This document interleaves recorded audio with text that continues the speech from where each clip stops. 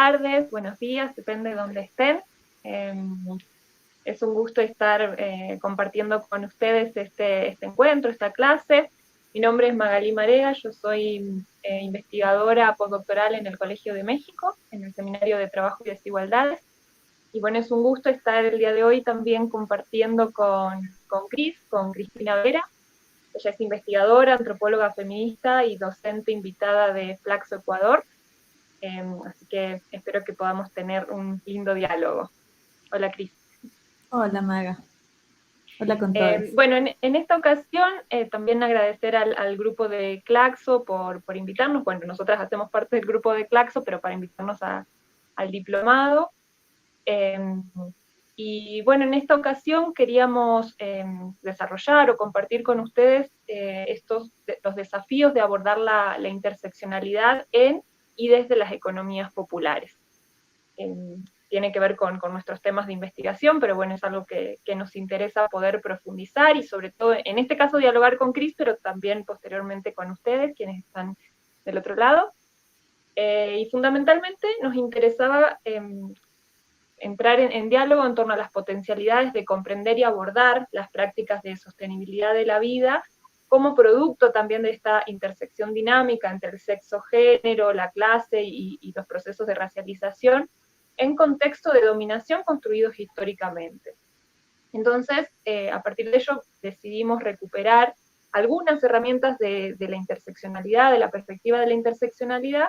ubicándolas sobre todo en el contexto, en su contexto genealógico, o en las distintas vertientes genealógicas también, desde dónde surge la interseccionalidad y luego las críticas, ¿no? Y sobre todo nos interesaba recuperar su propuesta emancipatoria de la perspectiva de la interseccionalidad proveniente sobre todo de los feminismos negros y comunitarios. Entonces, brevemente estructuramos este encuentro, esta clase, en primer lugar, repasando qué estamos entendiendo por economías populares y feministas, para ubicarnos en todas y todos en el diálogo. Luego retomamos algunas de estas genealogías, como les mencionaba, especialmente desde los feminismos negros y comunitarios y desde la interseccionalidad. Y por último, identificamos algunos núcleos relevantes para pensar el vínculo entre ambos, o por qué nos parece relevante, o qué herramientas y qué desafíos presenta, por otro lado, la interseccionalidad para pensar las economías populares. Entonces, Cris, si quieres como empezar con las genealogías. Chévere. Bueno, antes de empezar con las genealogías y en esta como estructuración que Maga nos presentó, pues nuevamente saludarles y comentarles que para esta clase sí nos parecía pertinente volver a hacer un repaso de qué estamos entendiendo por economías populares. Nosotras sabemos que ya a lo largo de estas clases del diplomado ustedes ya han ido profundizando sobre este concepto, pero sí queríamos comentarles cómo nosotros vemos a las economías populares y también este vínculo que este núcleo analítico tiene con la teoría interseccional, que como dijo Maga, vamos a ir desarrollando no solo desde sus genealogías, sino también entre esa relación entre economías populares e interseccionalidad y cómo eso puede ser una herramienta política, metodológica y teórica también, ¿no? Y en este sentido, pues, pensamos que las economías populares son aquellas prácticas abigarradas, tomando el concepto de Zabaleta Mercado, que los sectores populares han realizado históricamente, ¿no? Y que están situadas en un contexto heterogéneo, un contexto dinámico, un contexto histórico, que también se desarrolla en formas productivas experimentales, y asimismo en estas formas productivas experimentales se van generando vínculos creativos, donde los sectores populares y principalmente los cuerpos feminizados van construyendo sus distintas maneras de sostenibilidad de la vida, como ya lo decía Maga, ¿no? Y también lo que nos interesa ver no solo es estas prácticas creativas, estas prácticas abigarradas, sino también cómo estas prácticas dinamizan o están en constante diálogo con formas de tensión, con interacción, con enfrentamiento o reproducción de las lógicas capitalistas que sabemos que ya está presente en todos los ámbitos de nuestra vida, ¿no? Entonces nos parece muy importante partir de dos herramientas analíticas, una que viene desde la economía feminista y otra desde los feminismos comunitarios indígenas. Primero porque las economías feministas, como sabemos, están en una constante crítica a la economía clásica, porque lo que buscan estos enfoques es poner en el centro a la reproducción ampliada de la vida, ¿no? Y lo que buscan, pues, es que estas actividades que son hechas para el cuidado, para el sostenimiento de la relación humano-no humano, queden en el centro y que eso de alguna manera se enfrente o esté en detrimento con la acumulación capitalista, ¿no? Y también nos interesa de esta perspectiva pensar la relación entre reproducción ampliada de la vida y trabajo, son cuerpos específicos, cuerpos feminizados específicos que realizan estas tareas, y cómo estas condiciones hacen que las personas vivan sus vidas en contextos de crisis permanente, ¿no? Y cómo también las economías populares no se las puede pensar fuera de estructuras racistas, patriarcales y colonial capitalistas. Y en este sentido, para también complejizar el tema de las economías populares, nos parecía muy importante volver a algunos postulados de los feminismos comunitarios e indígenas, principalmente en los conceptos que desarrollan sobre lo común, sobre lo político, sobre la politicidad en femenino, que es un concepto que lo desarrolla Raquel Gutiérrez, y también para no homogenizar los cuerpos feminizados, pues partimos de un entendimiento de la política como una politicidad doméstica comunitaria. Y en este sentido, pues entendemos a lo común como todas esas prácticas y esfuerzos que se afirman en la reproducción de la vida social a través de la generación y regeneración de vínculos concretos que garantizan y amplían las posibilidades de existencia colectiva. Asimismo, entendemos a lo político, a esa politicidad, como esos modos de dar forma a lo social en clave de la reproducción de la vida material, y que ha sido, si queremos, estado más que nada como énfasis en los cuerpos feminizados. Y para evitar caer en una lectura homogenizante de la actividad femenina, lo que buscamos también con el concepto de interseccionalidad es pensar cómo estos modos que las mujeres, que los cuerpos feminizados tienen para organizar históricamente lo social, devienen de posicionalidades históricas y políticas específicas, ¿no? Entonces, lo que buscamos con la perspectiva de la interseccionalidad es ver cómo las experiencias de mujeres, principalmente mujeres empobrecidas y racializadas, son productos de una dinámica e interacción entre el sexo-género, la clase, la raza, y que esto se da en contextos de dominación construidos históricamente, ¿no? Entonces, ahora sí me gustaría comenzarles a presentar esta genealogía que con Maga hemos construido partiendo de dos de los textos que les hemos como recomendado leer. Uno de Mara Viveros. Mara Viveros es una antropóloga colombiana, una feminista negra que ha trabajado más que nada sobre el tema de la interseccionalidad, pero también sobre temas de masculinidades. Y bueno, Maga más adelante les va a presentar un poco de la biografía de Ángelas Davis, ¿no? Y en el texto de Mara Viveros es interesante, ojalá lo puedan revisar, ya que ella menciona que la interseccionalidad en las últimas décadas se ha convertido en esa expresión utilizada para designar una perspectiva teórica, metodológica, pero también política, que dé cuenta cómo las relaciones sociales están cruzadas e imbricadas por relaciones de poder, ¿no? Y cómo estas relaciones de poder no se pueden entender de manera separada, sino que están confluyendo histórica, situada y también de una manera permanente, no se las puede entender de manera separada. Y esto, si nos ponemos a pensar ya más en clave genealógica, para las feministas o para la teoría feminista no es nada nuevo, porque ya se ha abordado este problema de lo interseccional y desde esta lógica como más imbrincada desde hace siglos, ¿no? Y lo que nos interesa en este texto también es ver cómo estas genealogías sobre la interseccionalidad no se dan en campos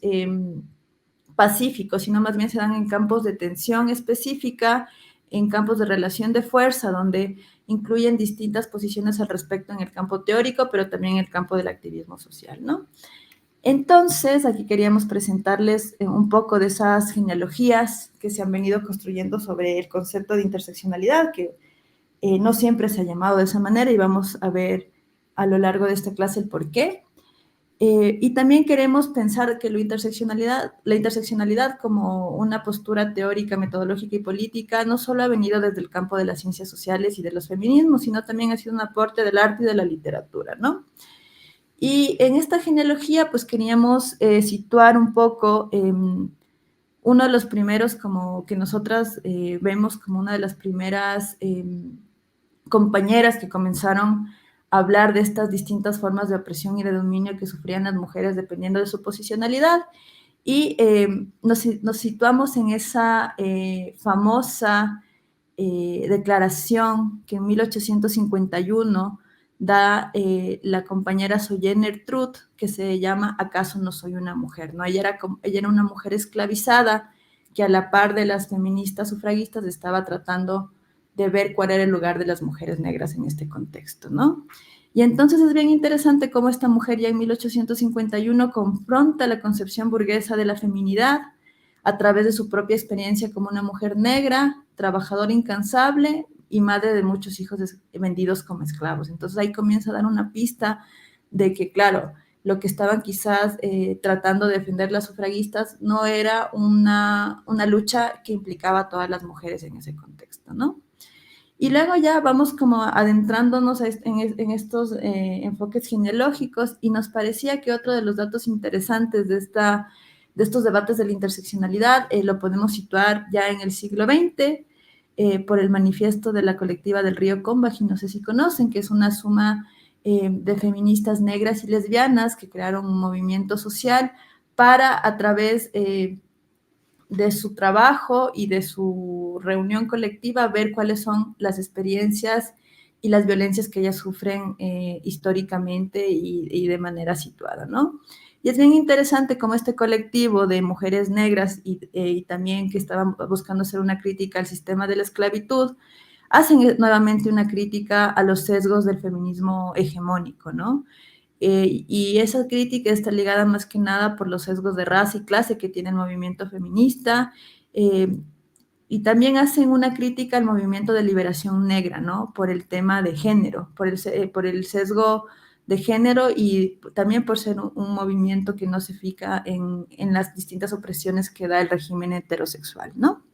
Y bueno, yo me imagino que muchos de ustedes saben, pero ya pensando desde cuándo se comienza a acuñar la palabra interseccionalidad, lo podemos situar en 1989 a través del trabajo de Kimberly Crenshaw, que ella es una abogada afrodescendiente, que al estar como cumpliendo con su trabajo, lo que buscaba era crear una categoría jurídica que dé cuenta de esa invisibilidad, una invisibilidad jurídica de las múltiples dimensiones de opresión, ¿no? Ella estaba llevando un juicio de la General Motors y lo que ella esperaba destacar es que en los Estados Unidos las mujeres negras estaban expuestas a violencias y discriminaciones por razones tanto de raza como de género, y sobre todo buscaba, como ya les mencioné, crear una categoría jurídica concreta que ayude a enfrentar estas discriminaciones múltiples y en varios niveles que las mujeres negras sufrían en Estados Unidos, ¿no? Ella más que nada, ella no se interesó porque era una teoría de la opresión, sino más bien crear una teoría o como les digo, una categoría jurídica que sea contextual y práctica para entender qué pasaba en las vidas de estas mujeres negras trabajadoras, ¿no? Y ya más adelante, en el 2000, Patricia Collins Hill, ella seguirá haciendo aportes a la teoría de la interseccionalidad, perdón, y lo que buscará es crear como distintos niveles de análisis de cómo se ve lo interseccional o estas formas de discriminación que son múltiples y están en varios niveles, ¿no? Y ella lo que buscará es hablar de la microsociología para pensar de esas formas de interseccionalidad más que están imbricadas en los cuerpos de las mujeres, y para hablar de lo más macro o macrosociología, como lo llama, lo llamará como un sistema de opresión interconectado, ¿no? Es un poco las categorías que ella ya comienza a hacer una diferenciación entre el nivel macro, que lo podríamos utilizar, como ya les digo, como el sistema de opresiones interconectadas, y para analizar más lo micro utilizará la categoría de interseccionalidad. Y también es bien interesante el aporte de Collins Hill, porque ella lo que busca es, a través de estos aportes, entender el punto de vista de las mujeres negras, ¿no? Y lo que ella también busca es que estas categorías que van atravesando los cuerpos de las mujeres no se vean como categorías que tienen jerarquías, sino que hay que entenderlas en el mismo nivel y, como ya les mencionaba, de una manera histórica. Y para Patricia Goring Hills, la interseccionalidad es un paradigma alternativo al antagonismo positivismo-posmodernismo, ya que lo que nos ayuda es hacer una crítica a estas dicotomías que ha estructurado el pensamiento o la epistemología occidental, ¿no? Y asimismo lo que busca Patricia Collins Hills, perdón, es hacer análisis más introspectivos que se concentren en el desarrollo de estas experiencias que viven las mujeres negras. Y así lo que busca es demostrar cómo las dimensiones subjetivas están vinculadas a las relaciones de poder, ¿no? Otra de las cosas que nos parecía importante como Magalí en esta clase es demostrar que, bueno, o sea, la genealogía de la interseccionalidad, si bien creemos que tiene un desarrollo fuerte en Estados Unidos, nos gustaría también presentar algunos enfoques que ha habido en Europa. Y en Europa hay que pensar en el contexto de pensamiento de ese entonces, ¿no? Pensemos que en Europa se comienza a pensar la interseccionalidad desde el 2008 como una categoría analítica. Y ahí tenemos a dos representantes, que es Elsa Dorling y a Daniel Kergoat, ¿no? Para Elsa, es bien interesante, perdón, antes de comenzar a ver la propuesta de Elsa y de Daniel, que estamos en un momento en el pensamiento quizás europeo donde lo que está primando es el proyecto postmoderno de la construcción de identidades como múltiples y fluidas, y también una perspectiva Foucaultiana del poder, ¿no? En la medida que lo que se busca en este contexto es ver a las identidades como dinámicas, pero también como categorías a deconstruir, ¿no? Para evitar generar categorías normalizadoras y homogeneizantes. Y un poco lo que dirá Elsa Dorling a partir de su entendimiento de las identidades es que el análisis interseccional para lo que sirve es para generar una aproximación a la dominación, ¿no? Entonces, como esta aproximación a la dominación puede ser una aproximación analítica que lo que busca es entender la interconexión entre clase, sexo y género, ¿no? Y ella hace sí una crítica a que las élites intelectuales de Europa no están pensando en esta clave interseccional. Y otra de los aportes que podemos ver es el de la Daniela Kerwat en el 2009, perdón, y lo que ella busca, ella propone dos conceptos para entender lo interseccional. El concepto de consubstancialidad, perdón, y la de coextensividad. Y para ella, la consustanciabilidad y la coextensividad son, lo que quieren decir es que las relaciones sociales están, o sea, siempre están tejidas entre ellas, y estas categorías se van sumando unas a otras y se construyen de manera recíproca. Entonces no se pueden pensar las categorías como aisladas, y la sustancia de las categorías es una sustancia que no se puede pensar de manera separada, ¿no? Y un poco para ir cerrando este concepto, esta como genealogía que hemos visto no solo en Europa, nos parecía también importante pensar los aportes que se han hecho desde Latinoamérica, ¿no? Y ahí tenemos a varias autoras como Marta Zapata Galindo, que en el 2011 dice que la teoría de lo interseccional no aporta nada nuevo, que más bien estas experiencias sociales múltiples y de múltiples niveles de opresión, eso ya se venía pensando en Latinoamérica desde hace muchísimas décadas, y lo que ella hace es una crítica a este concepto porque lo sitúa como una colonialidad discursiva, ¿no? Asimismo, desde los feminismos más decoloniales y los feminismos negros latinoamericanos, como Chico Curiel, Yuderquis Espinosa, Breni Mendoza, lo que buscan es entender cómo, no siempre lo llaman como interseccional, pero sí como este tipo de enfoque, lo que busca es entender cómo las desigualdades de género, raza y clase son articuladas y no pueden ser pensadas como universales, ¿no? Entonces, un poco lo que hacen también es hacer una crítica al sujeto del feminismo latinoamericano, que generalmente siempre ha estado como muy situado en el cuerpo de mujeres clase medieras o de mujeres mestizas.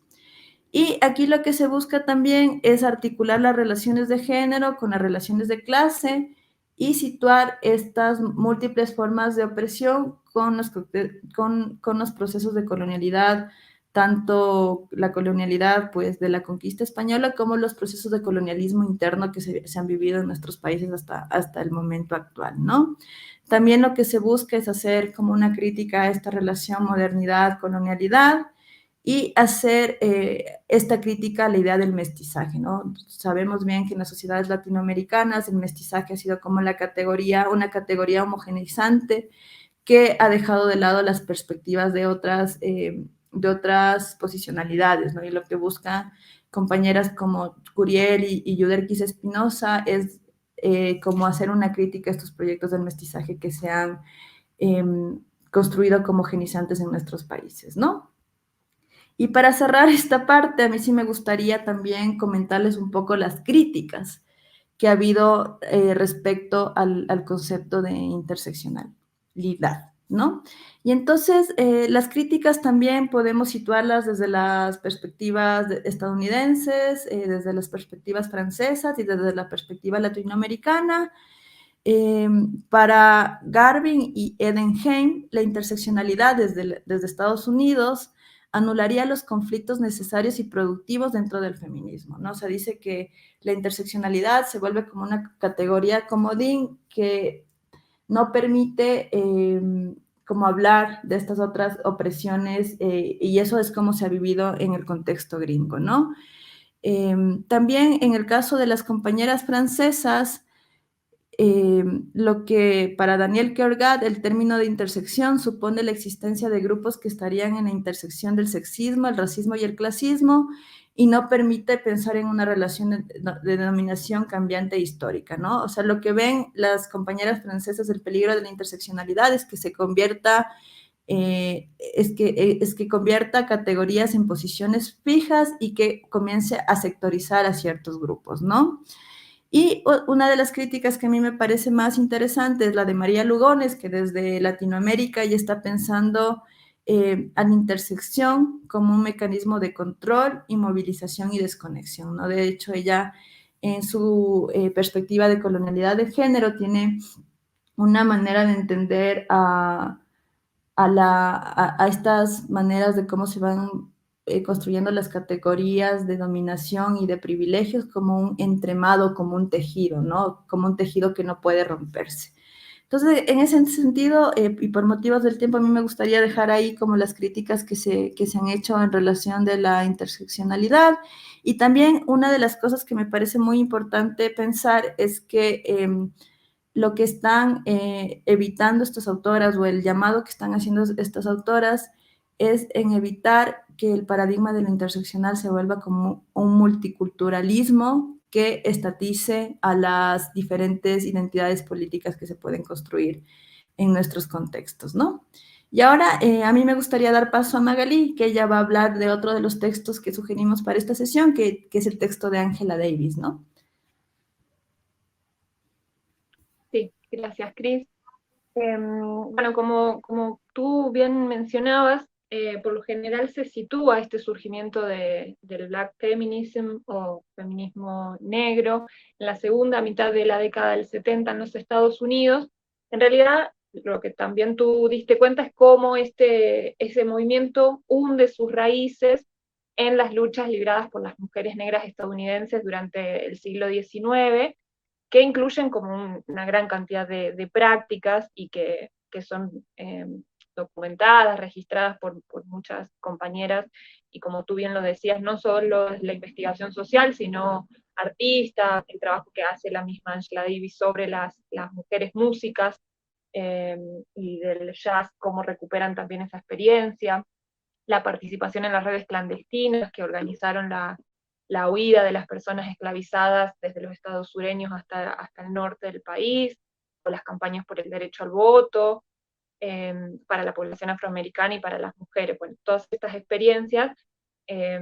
que es retomada luego en el siglo XX, cuando ya más institucionalmente se empieza a hablar de la interseccionalidad. Entonces, a nosotras nos parecía interesante que, si bien ya es un texto clásico y, y bastante trabajado, por suerte, y reflexionado, estoy hablando del libro de Angela Davis, de Mujeres, Raza y Clase, nos parecía importante retomarlo, sobre todo para pensar qué herramientas, qué luces nos está dando para las economías populares en la actualidad, para abordar las economías populares. Entonces, brevemente, Angela Davis nació en Alabama, en Estados Unidos, en 1944, y ella es una de las figuras más emblemáticas de la lucha contra el racismo y contra los sistemas de opresión en todo el mundo. Tiene varios libros y sigue siendo una referente a nivel mundial, sobre todo, desde el movimiento antirracista. Fue catedrática de la Universidad de California en Santa Cruz, en el Departamento de Estudios Afroamericanos y Feministas, entre 1994 y 1997. Es profesora vitalicia en el Departamento de Historia de la Conciencia de esa universidad. Ha sido miembro del Partido Comunista Estadounidense desde el 68 y participó activamente en los movimientos que sacudieron Estados Unidos durante la década del 60 y del 70. Entonces, en este libro, en Mujeres, Raza y Clase, publicado por primera vez en 1981, aunque tuvo muchas reediciones, documenta los esfuerzos de las mujeres negras por articular sus luchas y sus demandas con los movimientos políticos en Estados Unidos desde comienzo del siglo XIX. Este periodo, más o menos hasta mitad del siglo XX, ella aborda esta articulación o distanciamiento de los movimientos, y aborda procesos como la implantación del sistema esclavista, los debates que hubo también en torno al movimiento abolicionista y las alianzas en ese sentido con las feministas blancas, la campaña por el sufragio femenino y alianza con el movimiento negro, las luchas obreras también anteriores a la Segunda Guerra Mundial y la segunda ola feminista. Y en términos generales, en este libro, Angela demuestra estas contradicciones internas que llevaron a muchos de estos movimientos políticos a invisibilizar el aporte de las mujeres negras a estas luchas. Y en términos generales también ella mostró de qué modo operan estas distintas formas de opresión para construir la justicia social, y cómo estas formas también de opresión en la actualidad siguen socavando a los movimientos políticos actuales, especialmente el racismo, el patriarcado y por supuesto la política del capital, del capitalismo, la acumulación de capital, ¿no? Entonces, si bien es un libro recomendable en su totalidad, escogimos para este encuentro profundizar en el primer capítulo, que se llama El legado de la esclavitud, modelos para una nueva feminidad, y justamente lo que hacen en el capítulo es señalar esos legados de la esclavitud en la instalación de estos modelos, cómo instaló un modelo diferencial de feminidad, de acuerdo también a ese contexto histórico, y cómo en tan poco tiempo esos modelos iban cambiando según eran más beneficiosos para las clases dominantes. Entonces ella dice, bueno, por un lado en el sistema esclavista como tal, por un lado la opresión de las mujeres era idéntica a la opresión de los hombres, porque tenían que trabajar a la par que sus compañeros varones, bajo un régimen de explotación terrible, laboral, sobre todo en trabajo rural. Pero las mujeres también sufrían modos distintos, puesto que eran víctimas de abuso sexual y de otras formas brutales de maltrato que solo les podían infligir a ellas, a las mujeres negras esclavizadas. Entonces, también el relato mismo del capítulo es muy interesante, muy, muy fuerte, cómo va retomando, que esto también nos parecía interesante en términos metodológicos, para los desafíos de la interseccionalidad en nuestras investigaciones, cómo va retomando las experiencias de documentos históricos, documentos escritos, relatos orales, y que tiene gran importancia justo en los feminismos negros también la recuperación de la historia oral de las mujeres y estos distintos como saberes y conocimientos que se daban en torno a lo que ahora podríamos llamar como sostenibilidad de la vida. Entonces ella plantea en una parte del capítulo, la actitud de los propietarios de esclavos hacia las esclavas estaba regida por un criterio de conveniencia. Cuando interesaba explotarlas como si fueran hombres, eran contempladas a todos los efectos como si no tuvieran género. Pero cuando podían ser explotadas, castigadas y reprimidas de manera únicamente aptas para las mujeres, eran reducidas a su papel exclusivamente femenino. Entonces, esto también nos parece importante, como veremos luego, para pensar el trabajo en las economías populares, esta problematización de manera simultánea entre la esfera pública y la privada desde la perspectiva de la raza, cómo hay una reconfiguración del espacio doméstico a partir de esta lectura que realiza Angela Davis. Y aborda también cómo estas prácticas patriarcales se van reconfigurando en contexto de racismo, y a su vez estos modelos de feminidad, pero también modelos de masculinidad se van reconfigurando en ese contexto. Entonces ella, con una de sus frases más conocidas en torno a esto, ella menciona: la vida doméstica adquirió una importancia desmesurada en la vida social de los esclavos, ya que de hecho les proporcionaba el único espacio donde verdaderamente podían tener una experiencia de sí mismos como seres humanos. Las mujeres negras, por esta razón, y también porque eran trabajadoras exactamente igual que sus compañeros, no se vieran degradadas por sus funciones domésticas del mismo modo en que vinieron a hacerlo las mujeres blancas. Pero bueno, esto, como mencionabas, Cris, también, de remarcar que uno de los grandes aportes de pensar la interseccionalidad tiene que ver no solo pensar la articulación, la intersección de estos sistemas de opresiones, sino sobre todo considerar que son categorías o dimensiones que están en permanente construcción. Y con esto quiero decir que no están no como esto que se plantea desde la interseccionalidad, de plantearlo como una pregunta a esa idea de la interseccionalidad más que a un enfoque o una perspectiva como tal, y de cómo el género también se va construyendo en esa realización histórica como tal, cómo lo racial, la racialización o esta categoría de raza como fruto de estos procesos de racismo también se va configurando en la actualidad, digamos, en contemporaneidad esas dimensiones, y que no es posible como homogeneizar o universalizar esas categorías de antemano. Y con esto me refiero, por ejemplo, a el género, cuando decimos, bueno, cómo intervienen las categorías sexogenéricas en determinado proceso, cómo estamos entendiendo el género, si es de una manera individual, o por ejemplo, también eso es un gran aporte de los feminismos comunitarios, de entender la dualidad o los sistemas duales o complementarios de género. Entonces, bueno, fundamentalmente la historicidad que aporta el pensar en la interseccionalidad. Pero vuelvo a Angela Davis. Entonces, en el sistema esclavista, las mujeres, no menos que los hombres, eran consideradas unidades de fuerza de trabajo económicamente rentables. Para los propietarios de los esclavos, en su momento, o podían ser desprovistas de género, pero en realidad cuando se necesitaba, luego en el contexto de la trata, de la abolición de la trata internacional de personas esclavizadas, cuando comenzó como a amenazar la expansión de la industria del cultivo de algodón, la clase propietaria de esclavos comenzó también a depender cada vez más de esa reproducción natural para incrementar la población esclava doméstica. Entonces, en ese contexto se revaloriza nuevamente la capacidad reproductiva de las mujeres esclavizadas. Pero bueno, Angela ahí hace la salvedad. En realidad, no es que se le devuelve se las dignifica y humaniza como tal y son consideradas como madres, sino más bien eran consideradas paridoras.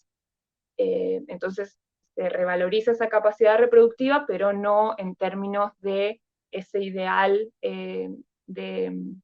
la floreciente ideología decimonónica de la feminidad, que enfatizaba ese papel de las mujeres como madres y educadoras de sus hijos, como compañeras y amas de casa gentiles para sus maridos. Entonces ahí vemos cómo eso está en permanente tensión y y se van concretizando según el momento histórico y las necesidades también, en este caso, de los propietarios de esclavos. Entonces, fundamentalmente el argumento de Angela en ese capítulo es cómo la ideología de la feminidad fue producto o es un subproducto de la industrialización naciente en ese momento, ¿no? Esta ideología de la mujer madre, ama de casa, y cómo después, en los siguientes capítulos, cómo eso va a operar también en esta articulación y a veces distancia que van tomando el movimiento de feminista blanco y el movimiento de liberación negra. Y bueno, acá lo que pensábamos con Cris también es que es necesario analizar situadamente cómo esa tradición de dominación esclavista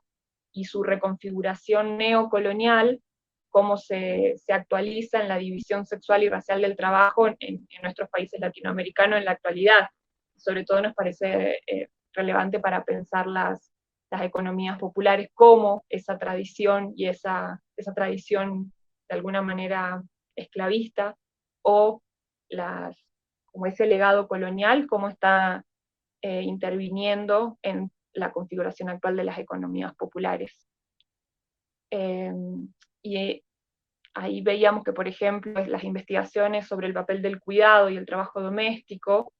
y cómo y el anclaje colonial que tienen esas prácticas, también cómo están permeando esas prácticas actuales,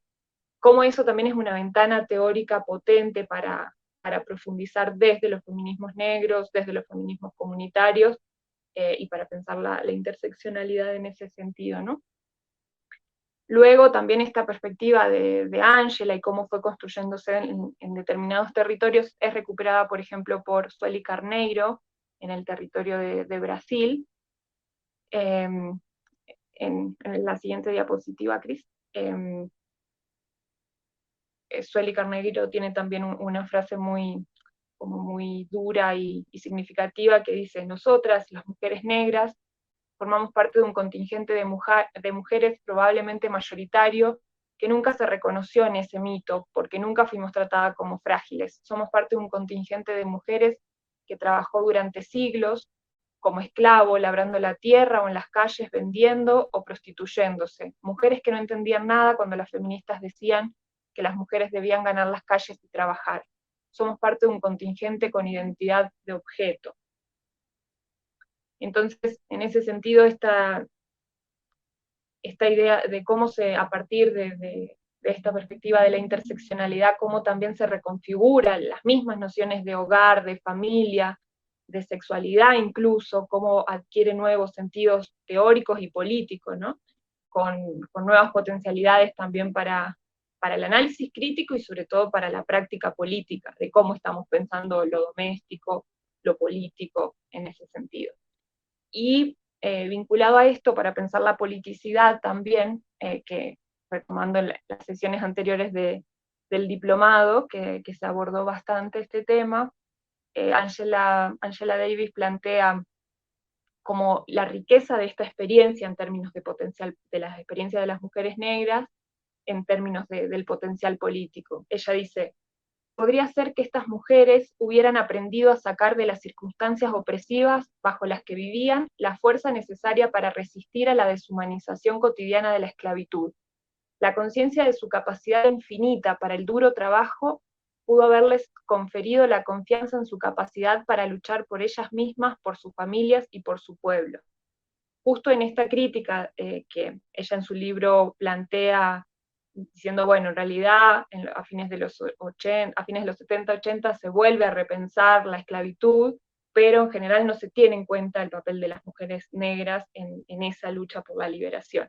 Y pues, por supuesto, ella dice fue fundamental. Y en ese sentido, también pensando en estas prácticas de interconexión, de interdependencia con lo humano y lo no humano, que planteamos desde las economías feministas y populares. Entonces ahí hay una gran tradición por recuperar y por reconocer sobre todo esa genealogía en la lucha de las mujeres negras. No sé si, Cris, quieres que pasemos a la tercera sección, ya para pensar un poco más esta relación entre la perspectiva de la interseccionalidad y las economías populares. Nosotras retomábamos algunos puntos que en realidad son para abrir la discusión, porque sabemos que son muchos, y sobre todo para el reconocimiento justo de las luchas y de tantos siglos y décadas, sobre todo de dominación y de opresión, pero sobre todo de encuentro, de organizarse para sostener la vida, y todo el legado que debemos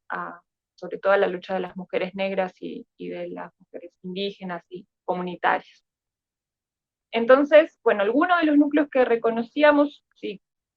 te parece, Cris, yo voy mencionando algunos y tú otros, y dejamos luego abierto. Bueno, en primer lugar,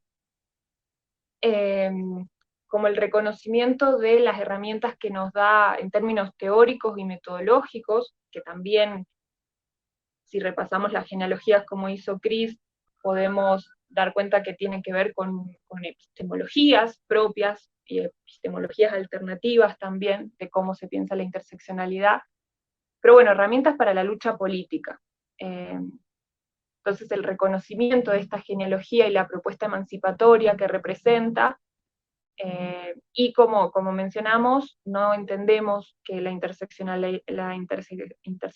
refiere a una sumatoria de segmentos, sino más bien a relaciones históricas y cambiantes de dominación y resistencia. Y en ese sentido, en este punto también, que creo que es un trabajo que realiza la perspectiva de las economías populares y feministas, y que apuesta también por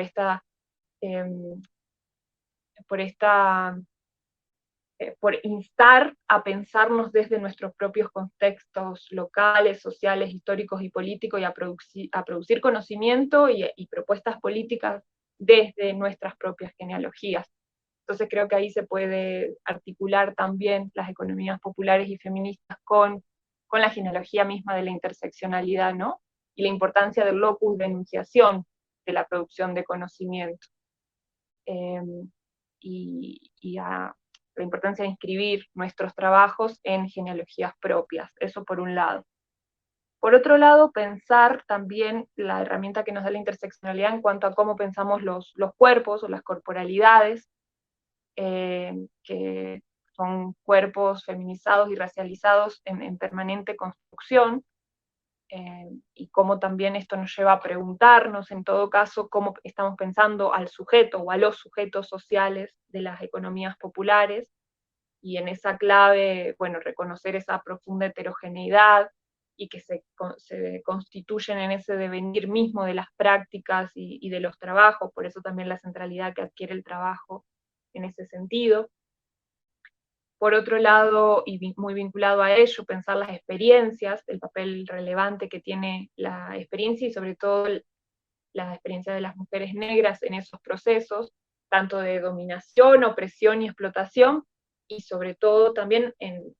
los procesos de lucha, resistencia y reexistencia, ¿no? Y de poner, creo que uno de los grandes como contribuciones en todo caso es poner en evidencia que la dominación es una formación histórica y que las relaciones sociales están imbricadas en las experiencias concretas y que pueden vivirse de muy variadas maneras.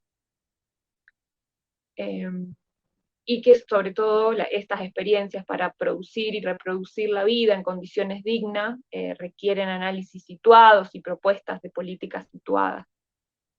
Y en ese sentido también, vinculado a ello, como otro de los puntos que señalan muchas de las feministas negras, y sobre todo Campo Alegre, ella menciona que las relaciones de dominación no solo agudizan las opresiones, sino que desencadenan diversidad de voces y caminos de resistencias, ¿no?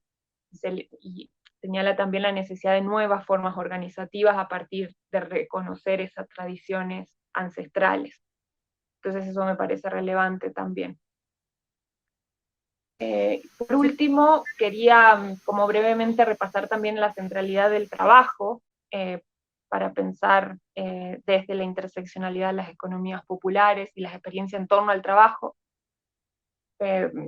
Partimos de entender, bueno, con Chris venimos sobre todo de la antropología feminista, de la antropología feminista del trabajo, y pensamos como estos temas vinculados a nuestras investigaciones en concreto, pero bueno, entendemos el trabajo como estas relaciones que median, como esta instancia más bien que media las relaciones con el entorno humano y no humano, y en ese sentido también ver bajo la condición actual del capitalismo cómo el trabajo asalariado se constituyó por individuación, y recuperar como la centralidad y el potencial político que tiene el trabajo en términos del trabajo comunitario y lo que expresa en torno a la mutua dependencia. Y en ese sentido, las experiencias de trabajo comunitario, ancestrales, históricas y actuales, como que se vive el trabajo como algo vivo, el trabajo comunal, como organizador de la vida, y que supone esa ligazón con el territorio y con quienes habitan el territorio. Y ahí lo vinculo también con esto de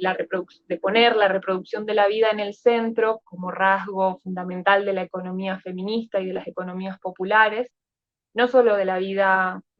humana, sino también de la vida no humana y otras formas de materialidades, ¿no? En ese sentido, como recuperábamos un poco la experiencia del Ubuntu, del Ubuntu o del saber vivir, o del vivir bien, o del vivir sabroso, como se expresa en distintos territorios de la Via Yala, como por ejemplo para la población negra en el actual Estado colombiano, los ríos, la relación con los ríos es fundamental. Por ejemplo, muchas de las personas esclavizadas señalaban que cuando se liberaban se ponían el nombre de algún río, entonces como esas materialidades que tienen vida también. Y acá también me parece importante retomar desde las feministas comunitarias, o incluso muchas de ellas que no se llaman feministas, pero que están construyendo formas dignas y nuevas de sostener la vida, como por ejemplo Gladys Tzul, que ella es una socióloga maya, donde reconoce este papel fundamental que tiene para pensar el trabajo y lo político la red comunal, que también plantea, por ejemplo, cómo el trabajo comunitario por un lado, pero también la trama del parentesco, cómo fue una estrategia de parte de las propias comunidades, la trama ampliada, extensa de parentesco fue una estrategia de las propias comunidades para, durante la colonia, mantener los territorios. Entonces después, a la hora de plantear cómo operan las prácticas patriarcales en que los territorios, que las tierras por lo general son de los hombres y no de las mujeres, pero que originalmente constituyó una estrategia para enfrentar esa privatización de las tierras. Entonces, como la creación o la alianza de familias extensas era como una estrategia para que el territorio no pudiera ser vendido y dividido. Entonces, nuevamente, ¿cómo nos permite esto de lo interseccional pensar en conjunto el cuerpo, el ambiente, el territorio? También en las primeras clases del diplomado charlamos mucho sobre la propuesta de Anat Sin, por ejemplo, de esta selva de colaboraciones, de cómo el capitalismo se compone de estas parcelas que ensamblan dinámicas muy sofisticadas. Entonces, bueno, como toda esta riqueza que nos da para pensar la sostenibilidad de la vida en esos términos, retomando la tradición de la interseccionalidad y sobre todo de los feminismos negros y la reexistencia, la lucha por la reexistencia. Y por último, yo creo que también uno de los desafíos y potencialidades también metodológicas de la interseccionalidad, y recuperando esto por ejemplo, del Ubuntu, cómo permite pensar de manera conectada y de formas como originales y eficientes para sostener la vida, la articulación entre la visión del pasado, presente y futuro. Por ejemplo, las comunidades negras que constituyen y que forman parte del Ubuntu, están pensando todo el tiempo en las ancestras, en esta visión del pasado, en lo que aportaron, luego en otra dimensión, como ellas llaman, las que caminamos y trabajamos en la actualidad, pero también en los renacientes, en las renacientes. Entonces, cómo la sostenibilidad de la vida encastra también distintas historicidades, y hay que pensarlo desde ahí, desde esta visión del pasado, presente y futuro. Eh, y yo creo que eso también es una gran contribución para aportar a las economías populares. Bueno, y también, no sé si Cris, si quieres como Sí, hablar un poco más sobre la dimensión política, quizás. sí, escuchándote me parecía que se conectaba mucho con lo que yo comenté al inicio de la clase de cómo no podemos pensar a las economías populares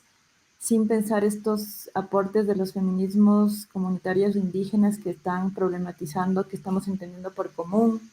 pero cómo lo común se pone en prácticas o se pone en práctica dependiendo del contexto, de las relaciones de poder, del lugar que ocupan las mujeres, de esa conexión con los territorios, de estas formaciones históricas que también están pensando en cómo construir el devenir de estas poblaciones, ¿no? Y cómo eso se conecta con lo que habíamos dicho, esta trilogía quizás común, politicidad en femenino y politicidad doméstica comunitaria, ¿no? Sin dejar de lado que vivimos en un momento del capitalismo donde las violencias y las crisis se siguen perpetuando y se siguen siendo como muy duras con los cuerpos específicos de las mujeres racializadas, ¿no? Entonces, me parece que hay unos desafíos analíticos muy importantes que nos deja este entendimiento interseccional de las economías populares, ¿no? O sea, de cómo situar lo situado, cómo podemos construir lo situado, la experiencia situada, esta relación o construcción entre dominación y resistencia, pero también en esta construcción de los devenires, ¿no?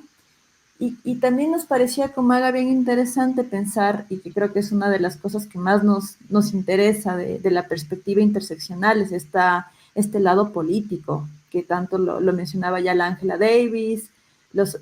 también lo mencionaba Carneiro, pero pensar a la interseccionalidad como esa herramienta política de lo que significa que haya ciertos cuerpos feminizados que tengan un lugar epistémico privilegiado. Y eso un poco ya lo vamos a ir explicando. Y para esta parte a mí me gustaría pues que traigamos a colación el texto que también le sugerimos leer, el de Aura Cumes, el que se llama Segregación comprensiva de las formas de dominio, que es un texto escrito en el 2012 por esta escritora que también es una mujer maya y es doctora en antropología y también es docente y también activista social en temas de violencia. Entonces, ahora siempre se está preguntando como, ¿por qué para la academia? Y también ella no solo busca dialogar con la academia, sino con los movimientos sociales. Es tan difícil cuestionar o pensar en una realidad que no esté fragmentada, ¿no? O sea, ¿por qué es tan difícil tanto como la academia, para los movimientos sociales, pensar a la realidad de una manera compleja, ¿no? Y ella lo que menciona es que quizás en las formas que hemos tenido de hacer políticas, tanto desde los feminismos como de los movimientos sociales más ligados al tema indígena, lo que pasa, y también desde la academia, lo que pasa es que se está generando formas que universalizan a las experiencias de los sujetos, ¿no? Entonces, ¿cómo dejar de lado o cómo salirnos de esa forma de hacer política también, ¿no? Y también un poco lo que ella menciona es que quizás esta forma de ver las experiencias de una manera homogenizante, que es lo que no queremos desde la perspectiva interseccional, es que hace que los sujetos no se den cuenta de la posición de privilegios en los que estamos, ¿no? O sea, no, y lo que genera esto es que no podamos pensar en cómo cuestionar al poder, ni tampoco ni cómo reproducir las estructuras de opresión. Ese es un poco como el llamado que nos hace Laura Cumes para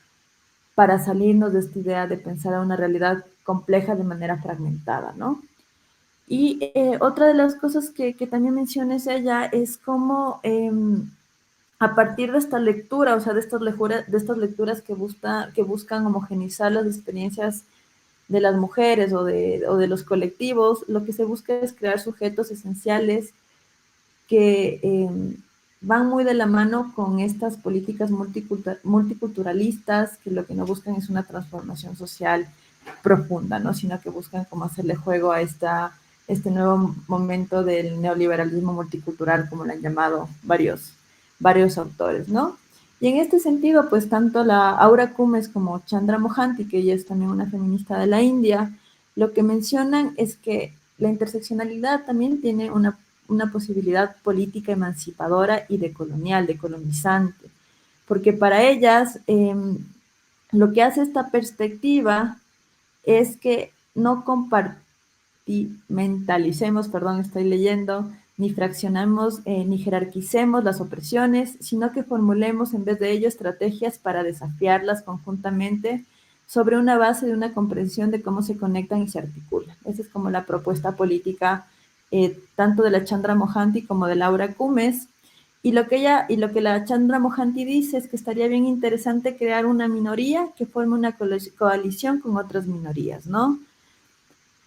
Donde las posiciones marginales se puedan interrogar, donde las posiciones marginales puedan interrogar las identidades hegemónicas, ¿no? Y también para ellas este lugar como privilegiado epistémicamente que da pensar al poder desde los márgenes nos permite dar una vuelta a lo que estamos entendiendo como poder, ¿no? Cómo estamos entendiendo el poder, cómo estamos entendiendo la dominación y cómo estamos entendiendo la política. Y lo que podría generar es una transformación en los distintos contextos sociales, ¿no? Entonces,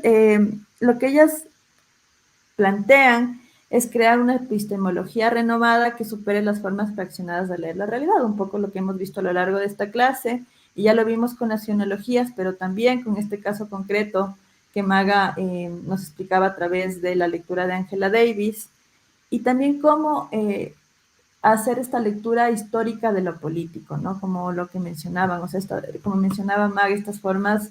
eh, de lo político que construyen distintos actores de las economías populares también forma parte de un continuum, ¿no? De un continuum de formas de lucha y de resistencia que también se actualizan permanentemente y rompen estas dicotomías, si queremos, eh, urbano-rural, público-privado. Entonces, como es toda una apuesta política también de salirnos de esta lectura dicotomizante de la realidad, ¿no? Y yo quería contarles, como para ya también como ir cerrando esta discusión, una metáfora que hace Chandra Mohanty de cómo ve esta lectura nueva del poder desde lo interseccional, ¿no? Entonces, lo que dice Chandra Mohanty es que nos imaginemos que las mujeres indígenas o las mujeres racializadas, pobres, están en el fondo de un sistema de dominación. Entonces, si logramos sacarlas a ellas de esa experiencia de dominación y empujar las cosas hacia arriba, nos sacamos a todas las personas de como de esas estructuras que nos dominan, ¿no? Entonces, la gente que está en el medio también va a ir hacia arriba con las mujeres indígenas, ¿no? Y es bien interesante pensar esto porque las que están sosteniendo estas bases de estas estructuras de opresión son las mujeres, con las indígenas racializadas, con las experiencias de violencias que viven, ¿no? Entonces, por eso es como bien interesante esta propuesta de entender el poder de los márgenes y desde abajo, porque si tenemos ese entendimiento o esa capacidad de escuchar a las mujeres indígenas y de las vivencias que ellas tienen desde abajo, vamos a poder entender esas estructuras de dominación que de alguna manera nos empapan a todos en algún sentido, ¿no? Entonces, si vamos entendiendo esas estructuras y el poder desde abajo, de alguna manera vamos a poder, y como dice la Chandra Mohanty, ir hacia arriba y romper esas estructuras que que de alguna manera, como ya les mencionaba, pues nos oprimen desde distintas matrices como el género, la raza, la clase, y como ya sabemos, no podemos pensarlo de manera que no sea como interseccionada, ¿no? Entonces, un poco con Magali lo que queríamos hacer en esta clase es generar ese ejercicio de cómo las economías populares pueden verse enriquecidas por estos análisis históricos que han hecho eh, los distintos feminismos, pero claro, obviamente nos hemos enfocado en los feminismos negros y en los feminismos comunitarios indígenas, pensando, como ya les mencionaba, en esto de qué entendemos por sostenibilidad de la vida, cómo lo conectamos con idea de trabajo, que ya Maga también lo mencionaba en su exposición, y cómo esto también puede irse tejiendo con esta idea de lo común, ¿no? Con esta idea eh, de, de cómo lo común es estas constelaciones o prácticas que buscan reafirmar la vida social a través de la generación y regeneración de vínculos concretos, ¿no? Y cómo estos también se activa a través de distintas prácticas políticas y de acciones creativas que les sujetos de las economías populares pues despliegan en su cotidianidad. Entonces, un poco era esa nuestro fin con esta clase, pues mostrarles esas genealogías, mostrarles esas críticas, mostrarles cómo se ha pensado la forma de la interseccionalidad también, pero también esos potenciales políticos que creo que pueden ser muy útiles para nuestras investigaciones en el campo de la economía popular. Maga, no sé si quieres comentar algo más también con esto que... No, hay una frase que si tenemos tiempito quizás me gustaría leer de la Silvia Rivera, que creo que retoma Silvia Rivera Cusicanqui, que también de la tradición andina y aymara, retoma un poco como estos pliegues desde donde pensar la politicidad. Ella dice, voy a leer, pienso que es un privilegio vivir en un espacio desde el cual se puede experimentar y repensar cosas como la desobediencia organizada, la resistencia comunitaria, las formas comunales de autogestión, la desprivatización de facto de servicios y espacios públicos, las formas alternativas e iconoclastas de hacer política desde lo cotidiano femenino, que nos ayudan a defendernos de las lógicas perversas del sistema capitalista. Pero es bien difícil pensar que se puede lograr espacios descolonizados en el interior de la academia, desde la individualidad de la cátedra o en la soledad de la producción teórica. Considero que hay que formar colectivos múltiples de pensamiento y acción, corazonar y pensar en común para poder enfrentar lo que se nos viene. Las expresiones de declive del sistema pueden ser peligrosas. Este sistema decadente es sumamente maligno, malignamente peligroso. Frente a eso hay que recuperar saberes que están escondidos. Estos tienen que ver con maneras de enfrentar las crisis ambientales, las crisis de servicios, las crisis de abastecimiento. Hay que estar listos. ¿Listos cómo? Pienso que solo será posible a través de comunidades, ancestrales o modernas, de parentesco o afinidad, que sean capaces de hacer al mismo tiempo que hablar, trabajar con las manos al mismo tiempo que trabajar con la mente, pero también comunidades que no obliteren ni silencien las voces disidentes, las formas femeninas y ancestrales de crear lo político y de procurar el bienestar común. Hay que valerse de múltiples recursos, tejiendo por debajo alegorías de interconexión que en última instancia harán brotar otro lenguaje de la politicidad. Se lo escribió en 2018. Me parece que recupera también como esta motivación original también de pensar esta clase un poco, como esa interconexión entre lo político, el trabajo, las economías populares y la apuesta por la interseccionalidad en ese sentido y reitero como una forma de pregunta también y de posicionarnos más que como productos cerrados o análisis cerrados y que todo queda por crearse. Chévere. Bueno, creo que nosotras hasta ahí hemos llegado con esta clase. Esperamos igual leer sus aportes en el foro, que ya en estos días vamos a tener las preguntas. Entonces, queremos leerles y poder seguir intercambiando con ustedes y esperamos también que podamos vernos en otra de las clases o seguir en las clases del diplomado y que los aportes que hemos conversado el día de hoy pues sean útiles para sus reflexiones y las investigaciones que vienen desarrollando. Gracias, Cris. Bueno, entonces nos despedimos y también les agradecemos mucho por su atención y generosidad en este espacio, ¿no? Gracias, colegas. Gracias.